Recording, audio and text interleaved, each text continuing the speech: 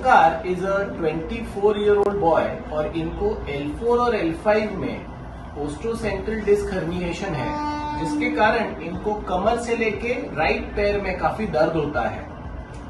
काय त्रास होतो तुला ओमकार? माझा पाय पूर्ण मला चालायला येत नाही। अच्छा, चालायला येत नाही। किती दिवस झाले? त्रास सुरू होऊन 4 महिने झाले, पण आता 8 ते 10 दिवस झाले मला चालायला येत नाही। 4 महिने काय ट्रीटमेंट घेतली? 4 महिने ट्रीटमेंट काय फिजिओथेरपी घेतली होती, व्यायाम चालू होता। बरं, पण त्याने काही फरक नाही पडला? आयुर्वेदिक ट्रीटमेंट केली, पण त्याने जास्त झालं। Okay, so what will do is, this is the normal leg. So हा पाय वरती जातो, मग काय होतं असं वरती गेल्यावर? वरती गेल्यावर पेन होते, opposite leg. So this is called as crossed SLR positive, कि ये नॉर्मल लेग है। जब मैं ये लेग ऊपर लेता हूं, पेशेंट को अपोजिट लेग में पेन होता है, and now this is the affected leg. So this is 20 to 25 degrees में ये पॉजिटिव है। You can see the moment I try taking this up, he gets wincing. See this, his face we can see. So we have to lower it down and then 10 degree नीचे कर we do a Bragard's test. Again he gets the pain. We'll check the sensations. Sensation समान है दोन्हीकडे? आता बरोबर आहे? अंगठा ओढा जोरात तुमच्याकडे। So you can see left EDL is normal, but right में हे ओढा तुमच्याकडे, you can see the EHL is weak, हा पंजा ओढा, EDL is also weaker as compared to opposite side. The reflex we will check.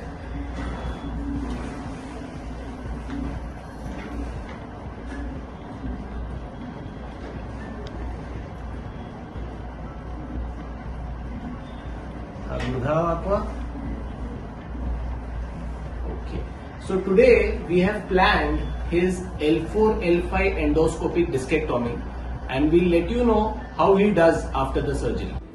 So Omkar को L4 और L5 में बहुत बड़ा डिस्क प्रोट्रूजन था, जिसके कारण ओमकार को कमर से लेके राइट लेग में काफी सीवियर पेन था। So अगर आप यहाँ देखेंगे तो at L4 and L5 he had a large disc herniation. ये L4 है और ये L5 है, और यहाँ पे ये डिस्क पीछे स्लिप होकर इनके नर्व के ऊपर दबाव दे रही थी। So if you can see here in the sagittal cuts, ये वो डिस्क प्रोट्रूजन है, ये वो डिस्क प्रोट्रूजन है। अगर आप एक्सियल देखोगे तो यहाँ पर at L4 और L5 ये बड़ा पोस्ट्रोसेंट्रल डिस्क हर्निएशन था, और उसके कारण ये थीकल सैक एकदम छोटा सा हो गया था। हालांकि अगर आप ऊपर नॉर्मल के लेवल में देखोगे तो ये राउंड थीकल सैक होती है, ये राइट नर्व, ये लेफ्ट नर्व। बट अगर आप यहाँ देखोगे तो ये एक बड़ा फ्रैगमेंट पीछे स्लिप होकर इनकी राइट नर्व को दबाव दे रहा था, जिसके कारण इनको L5 नर्व रूट दबने के कारण पूरा पैर दर्द कर रहा था। ये लेफ्ट साइड की रूट फ्री है, बट राइट साइड की नर्व दब रही थी। तो कसं वाटतंय तुला, आणि आता त्रास कसा आहे तुझा?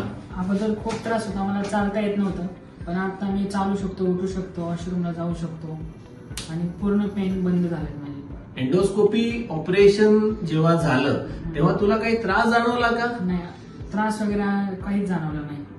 तुला हा किती महिन्यापासून त्रास होता? मला गेले 4 महिन्यापासून त्रास सुरू झाला, पण आता 8 दिवस झाले की मला उठताही येत नव्हतं आणि बसता येत नव्हतं। पण ऑपरेशन नंतर आता फायदा वाटतोय? सर्जरी नंतर खूप मोठा फायदा झाला की मी आता उठू शकतो आणि चालू शकतो, सगळं व्यवस्थित करू। भीती वाटत होती का ऑपरेशनची?